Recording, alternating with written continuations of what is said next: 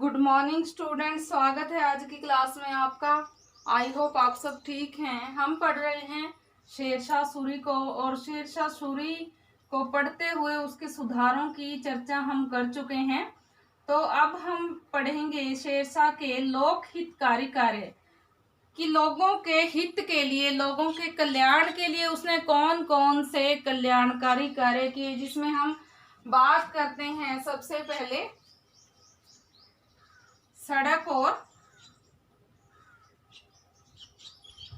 सरायों का निर्माण। सड़क और सरायों का निर्माण। स्टूडेंट्स, जैसे ही हमने शेरशाह को पढ़ना शुरू किया था तभी से जो है हम ये जानते हैं, ये पढ़ रहे हैं उसके विषय में कि शेरशाह जो है एक बहुत ही प्रजा हितैषी शासक था। उसने प्रजा के हित के लिए बहुत सारे कार्य किए और प्रजा हितकारी कार्यों के कारण ही वो काफी फेमस भी हुआ। उसके लोक हितकारी कार्य इतने ज्यादा महत्वपूर्ण थे कि वो एक छोटे से टाइम पीरियड में ही लोगों का चहेता बन गया। छोटा सा टाइम पीरियड मीन्स वो 5 साल ही शासक रहा, 5 साल ही भारत का सम्राट रहा, जिसमें जो है उसने बहुत सारी प्रसिद्धि पाई। तो प्रजा हितैषी शासक होने के नाते ही जो है उसने सड़कों का निर्माण करवाया था, विभिन्न मार्गों का निर्माण करवाया था, और उनके मार्गों के दोनों ही तरफ उसने छायादार और फलदार वृक्ष लगवाए थे, सरायों का निर्माण करवाया था, जिसके कारण से लोग उन्हें याद करते हैं। तो शेरशाह सूरी ने जो है जीटी रोड का निर्माण करवाया था। जीटी रोड का निर्माण करता शेरशाह सूरी था, जिसको जो है ग्रैंड ट्रक रोड के नाम से जाना जाता है। Grand truck road.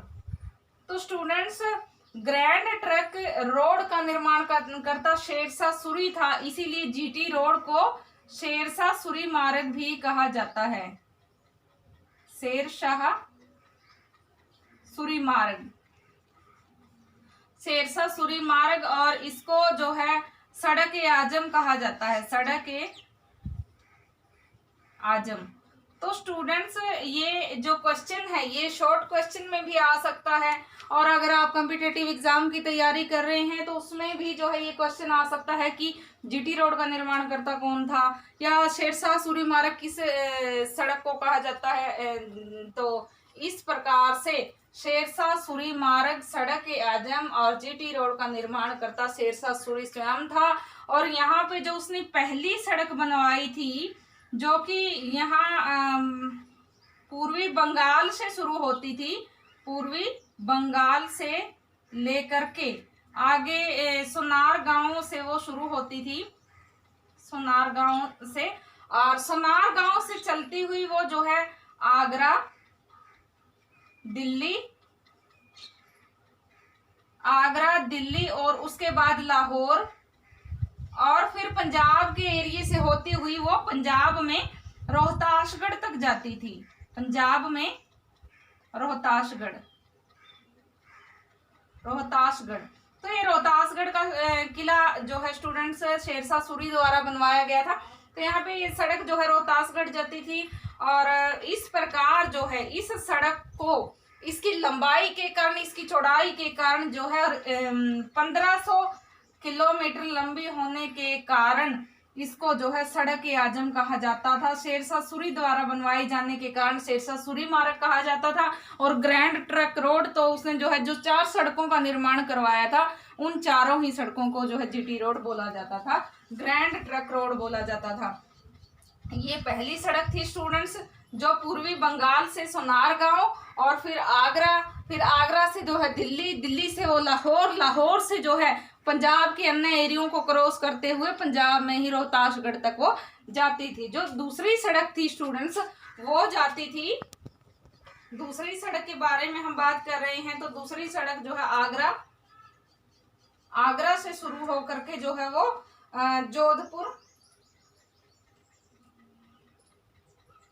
जोधपुर और फिर चित्तौड़ तक जो है वो जाती थी। और तीसरी सड़क जो है स्टूडेंट्स, तीसरी आगरा से शुरू होके बुरहानपुर तक, बुरहानपुर तक। और जो चौथी जो सड़क है स्टूडेंट्स, वो आगरा से लेकर के मुल्तान तक जाती थी। तो ये जो 4 सड़कें थी, इसका निर्माण करता शेरशाह सूरी था, इसीलिए इन मार्गों को शेरशाह सूरी मार्ग भी कहा जाता है। जो ये पहली जो सड़क थी पूर्वी बंगाल से लेकर के आगरा, दिल्ली और दिल्ली से लाहौर फिर रोहतासगढ़ तक, ये 1500 किलोमीटर लंबी जो सड़क थी, इसकी बहुत अधिक चौड़ाई थी, इसी कारण इसी को सड़क आजम कहा गया। और बाकी सड़क जो है सारी चारों की चारों ही जीटी रोड के नाम से फेमस थी। तो ये जो है शॉर्ट क्वेश्चन के रूप में भी आ सकता है और ये आपको पता भी होना चाहिए।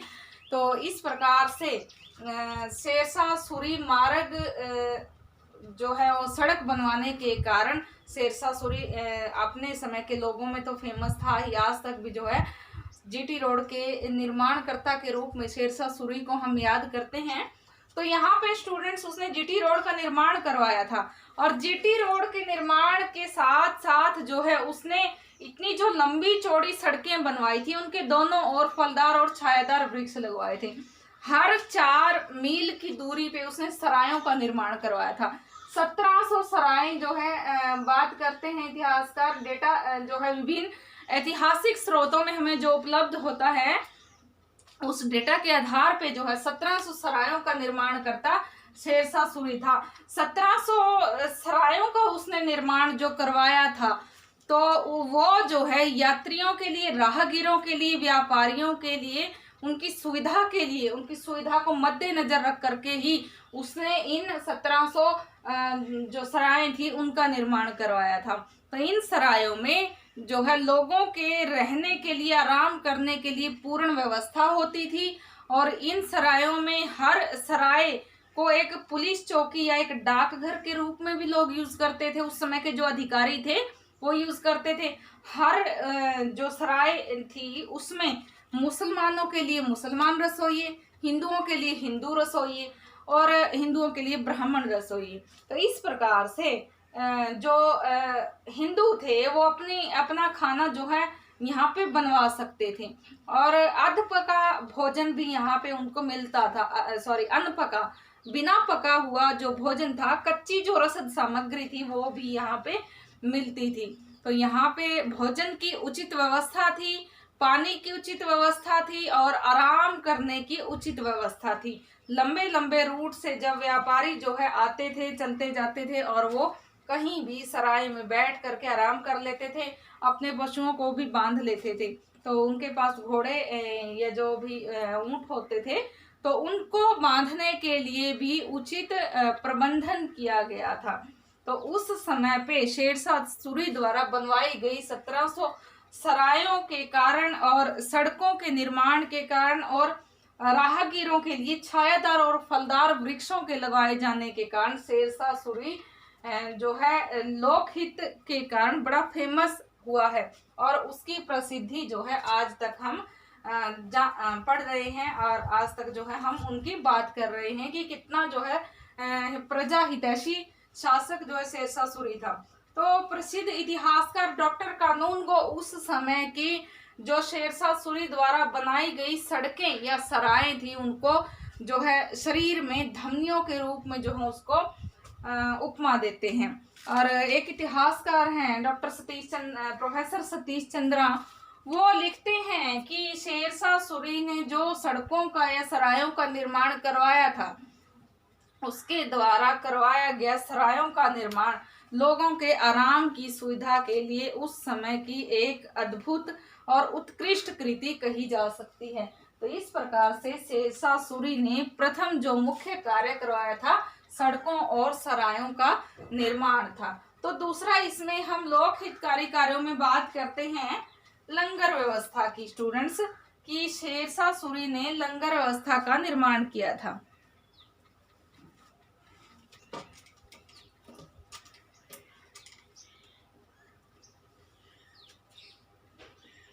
लंगर व्यवस्था, शेरशाह सूरी जो है लंगर व्यवस्था का निर्माण करता कहा जा सकता है। उसने अपने राज्य की जो गरीब जनता थी उसकी गरीबी को देखते हुए जो उस समय पे बहुत ही गरीब दीनहीन स्थिति में जीने वाले लोग थे, सरकारी भोजनालयों का निर्माण करवाए जिनमें लोगों के लिए फ्री भोजन मुहैया करवाया जाता था। और सरकारी औषधालय भी शेरशाह सूरी द्वारा बनवाए गए। तो उसने लंगर व्यवस्था शुरू की। लंगर व्यवस्था को शुरू करने वाला शेरशाह सूरी जो है शासक रहा है। और उसने अपने भोजन में आम जनता की सुविधा को मद्देनजर रख के लंगर व्यवस्था शुरू करवाई थी और अपने राज्य में सरकारी भोजनालय और जो औषधालय हैं उनकी स्थापना की गई थी। उन भोजनालयों में फ्री भोजन गरीबों के लिए, निर्धनों के लिए मुहैया करवाया जाता था। अगला जो है बात करते हैं हम शिक्षा की।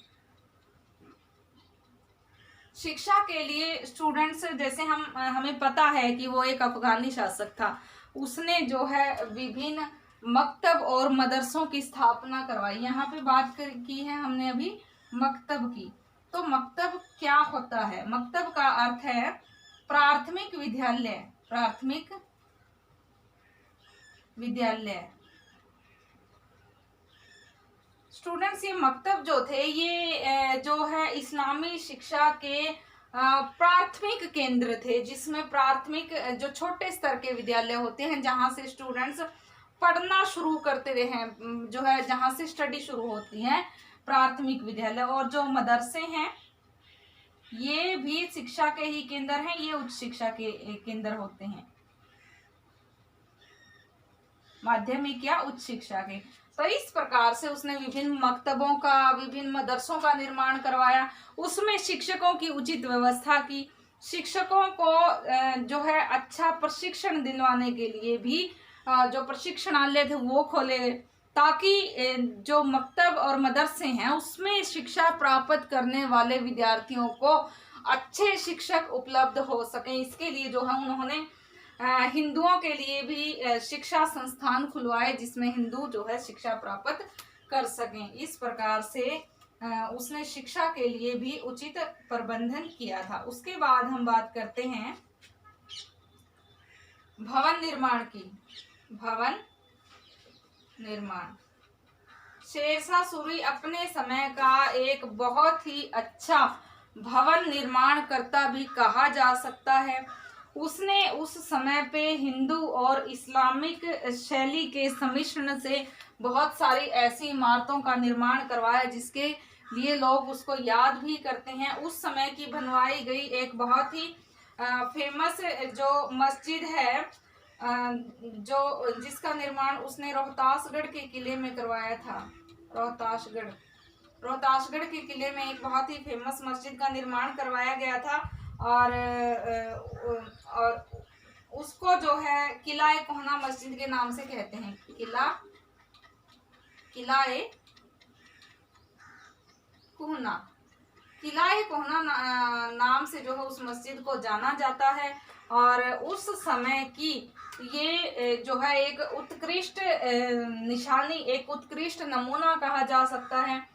प्रोफेसर सतीश चंद्रा इस मस्जिद के विषय में लिखते हैं कि जो ये मस्जिद है किला-ए कोहना, जिसके लिए जो है उपनाम दिया गया है, तो उस समय की जो भवन निर्माण शैली है उसके रत्नों में से एक मुख्य रत्न कही जा सकती है। तो इस प्रकार से भवन निर्माणकर्ता के रूप में भी शेरशाह सूरी को याद किया जाता है। लंगर व्यवस्था को शुरू करने वाले के रूप में उसने जैसे कि बहुत सारे लोगों के लिए लंगर की व्यवस्था कराई और लगभग कहते हैं कि 12.5 लाख रुपए प्रति वर्ष जो है वो इसके लिए जो है दान देता था। शिक्षा के लिए मकतब और मदरसे खुलवाए, हिंदुओं के लिए भी शिक्षण संस्थान खुलवाए गए। यहाँ पे थोड़े बहुत जो है वजीफों का प्रावधान भी गरीब छात्रों के लिए किया जाता था।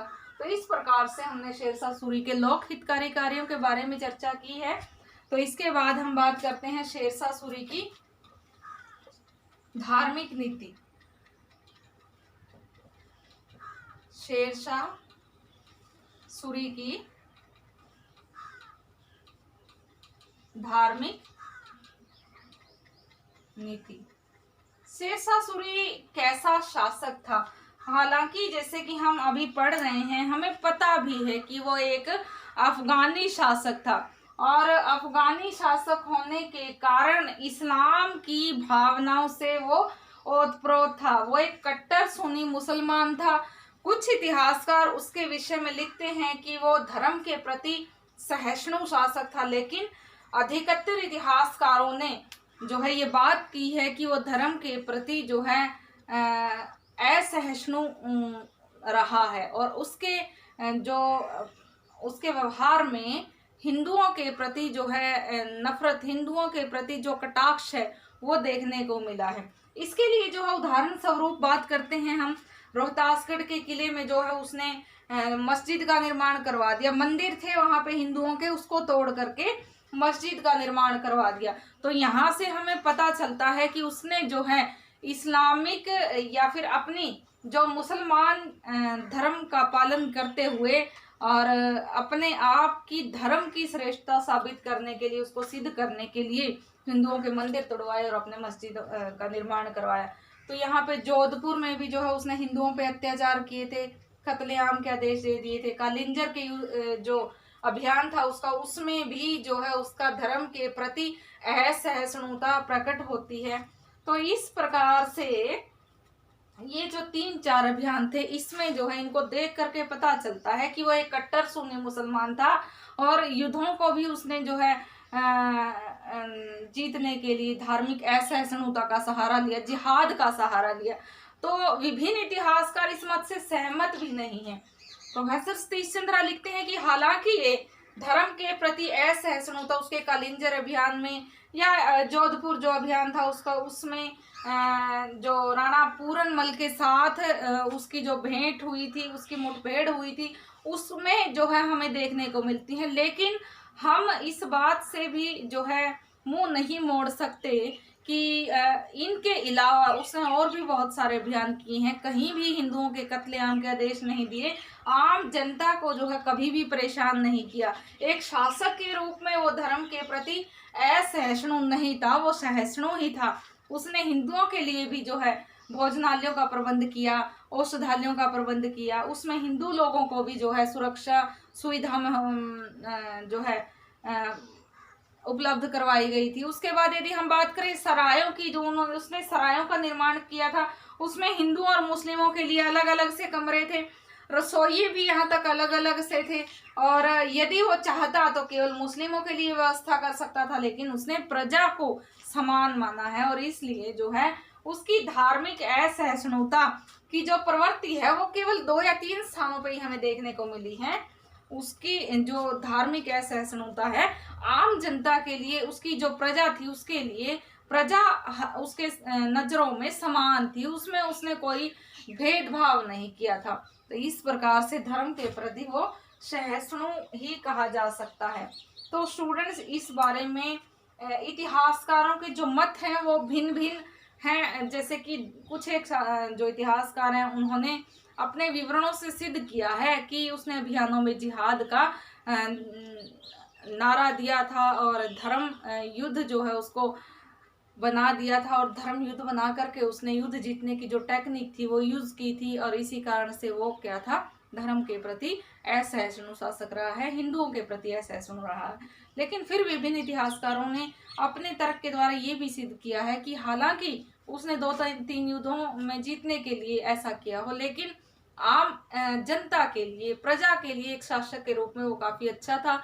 हिंदू मुस्लिमों में उसने कोई भेद नहीं किया, और जो है उसने अपनी प्रजा को केवल प्रजा ही माना, ना कि हिंदू और मुस्लिम। तो इस प्रकार से एक धार्मिक सहिष्णु शासक के रूप में हम उसको याद करते हैं। जैसे हम पीछे के शासकों की बात करें, लोधी जो सुल्तान थे, उसमें जो है उन्होंने भी ऐसी कई सारी चीजें की हैं, जैसे कि धर्म के प्रति असहिष्णुता। यदि हम बात करें कि सेना में पदों की हम चर्चा कर रहे हैं यहाँ पे, तो यहाँ पे जो शेरशाह सूरी था, इसकी सेना में टोडरमल और बहुत सारे अन्य जो हिंदू अधिकारी थे वो जो है ऊंचे पदों पे थे, और बहुत सारे सैनिक भी उसकी सेना में हिंदू थे। उसके जो मेन जो मुख्य शाही जहाँ पे खाना बनता था, शाही जो भोजनालय था, उसमें खाना पकाने वाले भी हिंदू व्यक्ति जो है उसमें पदाधिकारी थे। तो विभिन्न हिंदू लोगों को उसने अपनी सेना में पद दिया।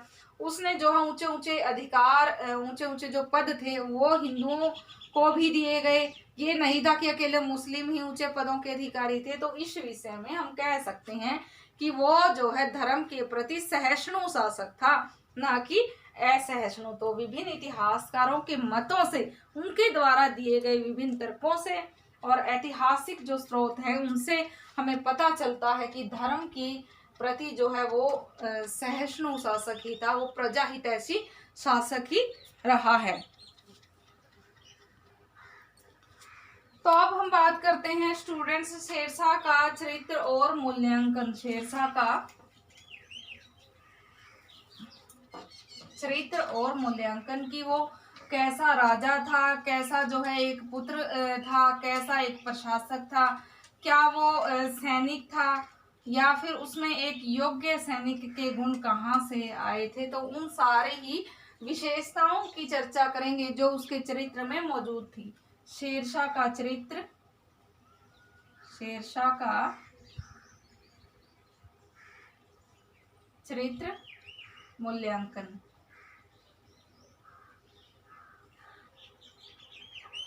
Professor RP. त्रिपाठी का कहना है कि शेरशाह उस समय के महापुरुषों में से एक था, कि ये बहुत ही अच्छा राजा था।